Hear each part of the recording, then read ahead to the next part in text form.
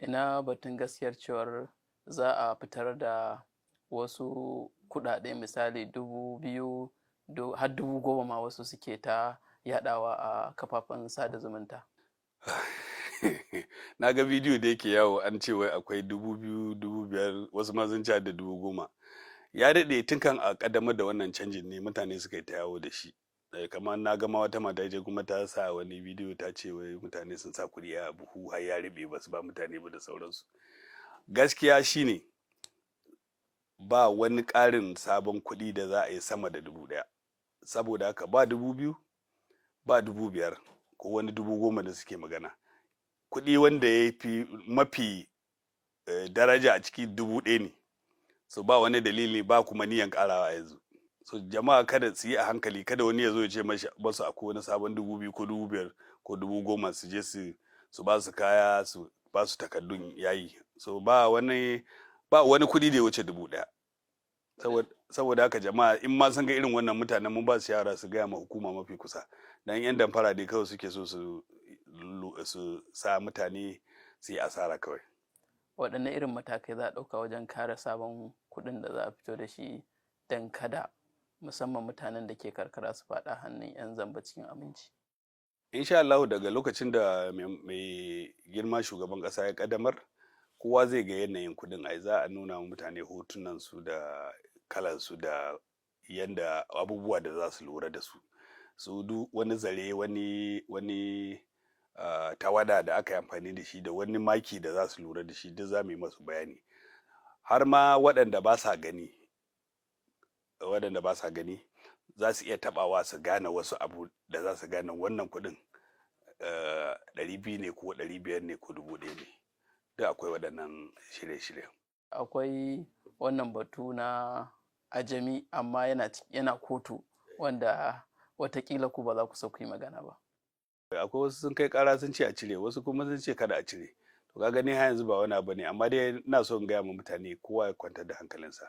Shugabannin bankin tarayya da kuma shi kansa shugaban ƙasa ba zai bari a yi abin da zai tayar ma mutane hankali ba. Saboda haka kowa ya kwantar da hankalinsa, ba wani damuwa da wasu bangare za su ɗauka da masu son da marasa so. Wanne irin sako kake da shi ga al'umma? Akwai wani abin nan da yake yawo na ƙarya, labarin ƙarya, cewa idan kana da cewa na ba da umarnin cewa duk wanda zai ba da kuɗi a sabon ajiya ba zai aje fiye da miliyan 5 ba, in kuma tsohon ajiya ne ba zai wuce fiye da miliyan 50 ba a wata. Wannan ba haka ba ne yake. Abin da ma muka yi shine duk wanda yake da kuɗi a asusunsa a banki ko nawa ne ya kawo, mun ma cire caji da ake masa na kaman a ce in ya kawo ya wuce kaza zai biya wani caji. Ba wani caji yanzu da zai biya, in dai kuɗinsa ne ya kawo ya sa. Kada ya ji tsoro kuma kada ya ɗauka wai mun san akwai waɗanda ke kasuwanci da kuɗi a hannunsu. In ka san kuɗinka ne ka zo ka sa abinka kawai, ba ka da wani shayi ba kuma wani iyaka da za a ce abin nan. Su kuma mutanen karkara ba. Mutanen karkara ba su da wani damuwa. Akwai cikin rukunonin kuɗaɗen da muke da su guda 8, 5 suna nan ana aiki da su daga 100 zuwa ƙasa. Saboda haka ba su da wani damuwa da wayannan. Wancan din su ba a da niyan canza su ko bayan 31 ga watan Janairu na 2023. Saboda haka ma suna rike da wannan ba sai sun je banki ba. Kawai dai in suna da 200 ne, 500 da 1000 shine za su kai banki, amma in suna da sauran ba ruwansu da wani hanyar shiga layi ko kaiwa banki.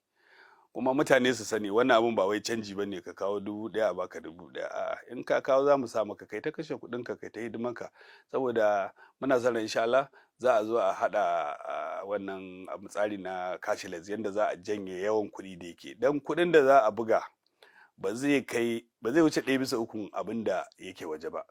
Saboda ga ba wai kawai ka zo ka kawo ne mu kuma mu ɗiba mu baka ba mai komai ba kenan.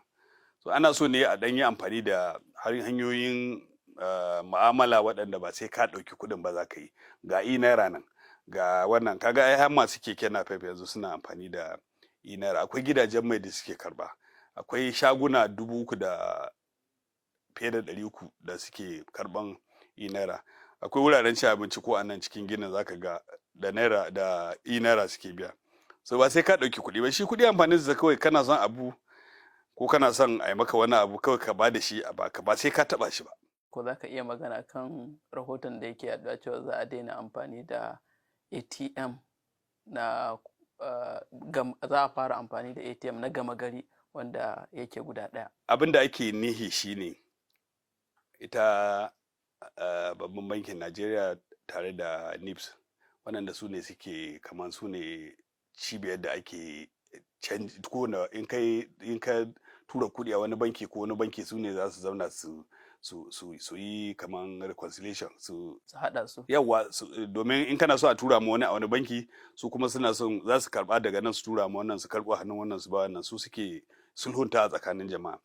Abin da yasa za ake so a kawo kati, ana son a kawo kati ne ɗan ƙasa, ɗan Najeriya.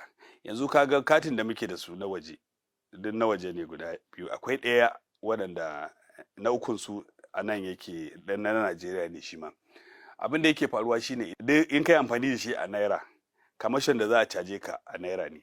Amma su kamfanonin ba a nan suke ba, in za su fitar da kuɗin su sai sun zo sun nemi dala, wanda ba mu da isasshen dala, sannan su fita da shi.